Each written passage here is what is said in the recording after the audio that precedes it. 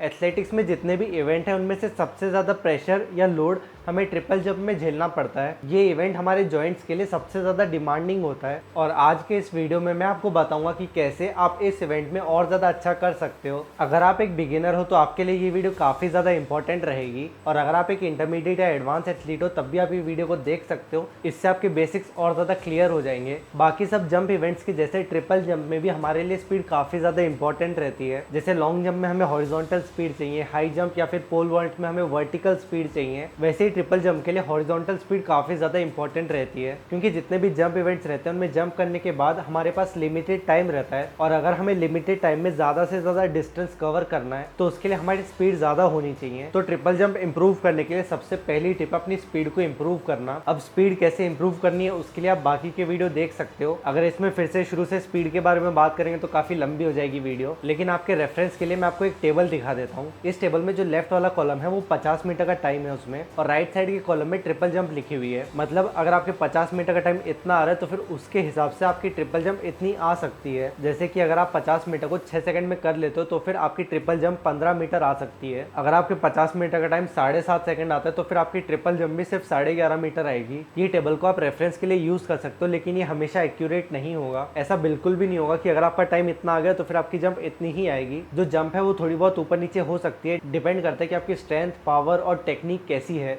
जैसे मेरे अकेडमी में एक एथलीट है और उसके 50 मीटर का टाइम 6 सेकंड आ जाता है, लेकिन उसकी ट्रिपल जंप 15 मीटर तो क्या 14 मीटर भी शायद ही आएगी। और ऐसा सिर्फ इसलिए क्योंकि उसकी ट्रिपल जंप की टेक्निक अच्छी नहीं है और उसके अंदर वैसी स्ट्रेंथ और पावर भी नहीं है। लेकिन ये टेबल को देख के आप थोड़ा अंदाज़ा लगा सकते हो कि कितनी जंप करने के लिए आपको कितनी स्पीड की ज़रूरत रहेगी। स्पीड ट्रिपल जंप के लिए काफ़ी ज़्यादा इंपॉर्टेंट है क्योंकि शायद ही कोई ऐसा एथलीट होगा जिसकी ट्रिपल जंप 16 मीटर से ज़्यादा आ रही है और वो 100 मीटर को 11 सेकंड से कम में नहीं कर पा रहा है। अब किसी भी जंप का जो डिस्टेंस रहता है वो इस चीज़ पे डिपेंड करता है कि टेक ऑफ के टाइम पे एथलीट की स्पीड कितनी थी और जंप करने के बाद वो एथलीट हवा में कितनी देर के लिए रुका था। टेक ऑफ के टाइम पे एथलीट की स्पीड जितनी ज़्यादा होगी वो उतना ही ज़्यादा डिस्टेंस कवर करता है। अब लेकिन जब हम लोग ट्रिपल जंप करेंगे तो उसमें हम लोग 3 बार टेक ऑफ करते हैं और हमें ये तीनों टेक ऑफ की स्पीड को बढ़ाना है। हॉप करते टाइम जो हमारी स्पीड है उससे हमारी पूरी ट्रिपल जंप डिसाइड नहीं होगी, बल्कि इन तीनों पॉइंट पे हमारी स्पीड कितनी थी उससे हमारी ट्रिपल जंप डिसाइड होती है। मान लो कि हॉप करते टाइम आपकी टेक ऑफ स्पीड थी 10 मीटर पर सेकंड, फिर स्टेप लेते टाइम आपकी स्पीड हो गई 8 मीटर पर सेकंड और जंप लेते टाइम आपकी स्पीड हो गई 6 मीटर पर सेकंड। तो यहाँ पे हम लोग देख सकते हैं कि स्पीड कम होते गई उस एथलीट की। इस केस में उस एथलीट की ट्रिपल जंप उतनी ज़्यादा अच्छी नहीं होगी। लेकिन वहीं पे अगर इस एथलीट की हॉप के टाइम स्पीड इतनी ही रहती और स्टेप लेते टाइम इसकी स्पीड 9 मीटर पर सेकंड होती और जंप लेते टाइम 8 मीटर पर सेकंड रहती तो फिर इसकी ट्रिपल जंप और ज़्यादा अच्छी हो सकती थी। भले कोई इंटरनेशनल एथलीट क्यों ना हो,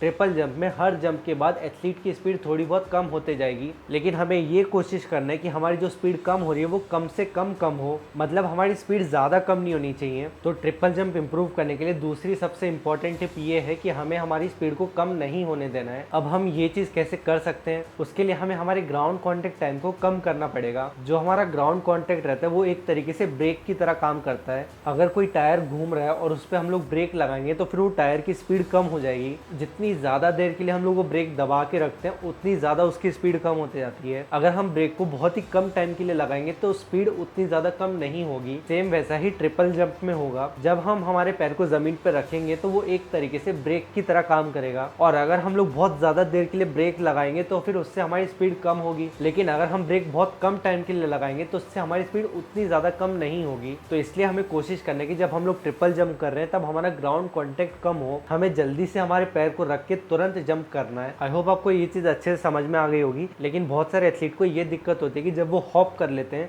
तो उसके बाद वो कितनी भी कोशिश कर ले वो तुरंत जंप नहीं कर पाते हैं। उन्हें ऐसा लगता है कि वो वहीं पे गिर गए हैं और ये चीज़ तब होती है जब वो एथलीट इफेक्टिवली शॉक को एब्जॉर्ब नहीं कर पाता है। अगर दो एथलीट हैं, एथलीट ए और एथलीट बी, दोनों के लिए 100 किलो बराबर ही रहेगा। अगर दोनों एथलीट 100 किलो से स्क्वाट करने की कोशिश कर रहे हैं तो 100 किलो तो दोनों के लिए बराबर ही रहेगा क्योंकि उस वेट को मेजर किया जा चुका है। लेकिन फिर भी ऐसा हो सकता है कि एक एथलीट के लिए 100 किलो काफ़ी ज़्यादा हल्का रहेगा और एक एथलीट के लिए 100 किलो काफ़ी ज़्यादा भारी लगेगा और ये चीज़ उस एथलीट की स्ट्रेंथ के ऊपर डिपेंड करेगी। सेम वैसे ही अगर दो एथलीट ट्रिपल जंप कर रहे हैं और दोनों एथलीट 5 मीटर का हॉप कर रहे हैं तो दोनों एथलीट के पैर पे बराबर लोड और बराबर प्रेशर ही आएगा। लेकिन फिर भी एक एथलीट को वो लोड काफ़ी कम लगेगा और एक एथलीट को वो लोड बहुत ज़्यादा लग सकता है। अगर किसी एथलीट की इसेंट्रिक स्ट्रेंथ ज़्यादा है तो उससे वो लोड काफ़ी कम लगेगा। और अगर हमने ट्रिपल जंप का एक हॉप कर लिया तो उसके बाद हमारे जॉइंट्स पे जो भी लोड या प्रेशर आ रहा है, अगर वो हमारे लिए काफ़ी ज़्यादा है तो फिर हम तुरंत जंप नहीं कर पाएंगे।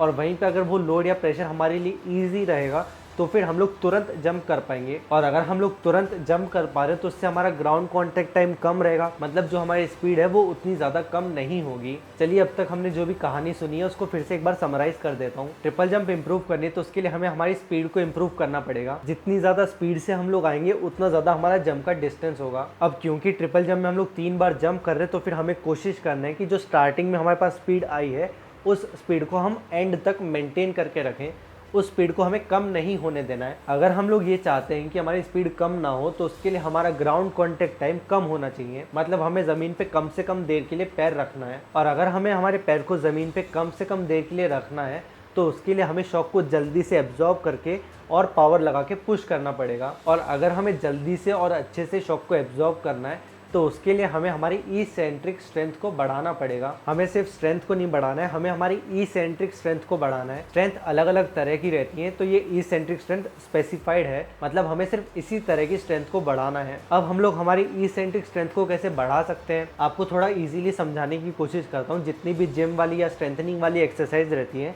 उनमें एक पार्ट ऐसा रहता है जो काफ़ी ज़्यादा ईजी रहता है। जैसे कि अगर हम लोग स्क्वाट्स कर रहे हैं तो उसमें 2 पार्ट रहते हैं, एक तो होता है नीचे जाने वाला, एक होता है ऊपर आने वाला। स्क्वाट में ऊपर आना आसान रहता है या नीचे जाना आसान रहता है? नीचे जाना आसान रहता है, तो जो नीचे जाने वाला पार्ट है वो ही इसेंट्रिक फेज होता है। बेंच प्रेस है, बेंच प्रेस में रॉड को नीचे लाना आसान रहता है या पुश करना आसान रहता है? नीचे लाना आसान रहता है, तो वो इसेंट्रिक फेज हो गया। डेडलिफ्ट में रॉड को ऊपर उठाना मुश्किल है लेकिन नीचे लेके जाना आसान है, तो जो नीचे लेके जाने वाला पार्ट रहता है वो इसेंट्रिक फेज है। बाइसेप कर्ल कर रहे हैं तो रॉड को ऊपर उठाना मुश्किल है, नीचे लेके जाना आसान है, तो नीचे लेके जाने वाले पार्ट को हम बोलेंगे इसेंट्रिक फेज। लेग एक्सटेंशन कर रहे हैं तो पैर को उठाना मुश्किल है, नीचे लाना आसान है, तो नीचे लाने वाले पार्ट को हम बोलेंगे इसेंट्रिक फेज। लेग प्रेस में वेट को ऊपर उठाना मुश्किल है, नीचे लाना आसान है, तो नीचे लाने वाला पार्ट हो जाएगा इसेंट्रिक फेज। इतने सारे एग्जांपल सुनने के बाद आई होप आप अच्छे समझ गए होंगे कि इसेंट्रिक फेज क्या होगा। अब अगर हमें हमारी इसेंट्रिक स्ट्रेंथ को बढ़ाना है तो उसके लिए हमें कोशिश करना है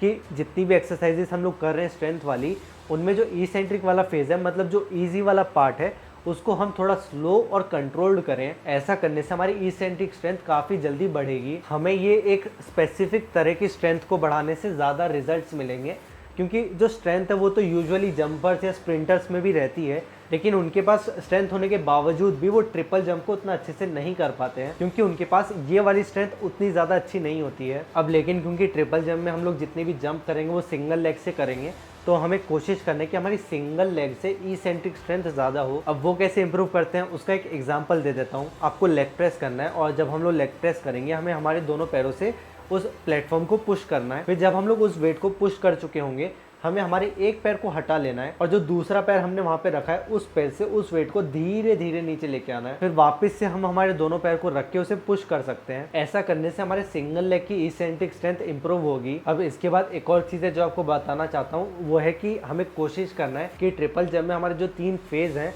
वो तीनों फेज लगभग बराबर होने चाहिए। मतलब हमें ऐसा कुछ नहीं करना है कि हमारा हॉप बहुत ज़्यादा लंबा है, फिर स्टेप छोटा है, फिर जंप वाला फेज फिर लंबा हो गया। हमें कोशिश करना है कि तीनों फेज लगभग बराबर हो। जैसे कि आप ये साइड में एक टेबल देख सकते हो, तो इसमें लिखा है कि अगर आपकी इतनी जंप आ रही है तो उसके हिसाब के आपके हॉप, स्टेप और जंप वाले फेज इतने इतने होने चाहिए। थोड़ा बहुत ऊपर नीचे हो तो चलेगा, लेकिन ये जो डिफरेंस है ये ज़्यादा नहीं होना चाहिए। और एंड में ट्रिपल जंप एक ऐसा इवेंट है जिसमें यही चेक होता है कि कौन सा एथलीट ज़्यादा से ज़्यादा शॉक को जल्दी से जल्दी एब्जॉर्ब करके फिर से पुश कर पा रहा है। और इस क्वालिटी को डेवलप करने के लिए हमें हमारी स्ट्रेंथ को ही बढ़ाना पड़ेगा। अब स्ट्रेंथ को इम्प्रूव करने के लिए कौन सी एक्सरसाइजेस हम कर सकते हैं, उसके लिए आप ये वाला वीडियो देख सकते हो। अगर आपको ये वीडियो पसंद आया तो इसे लाइक ज़रूर कर देना, और अगर इस वीडियो पे 500 लाइक हो गए तो मैं ट्रिपल जंप के लिए पार्ट 2 वीडियो भी बना दूंगा।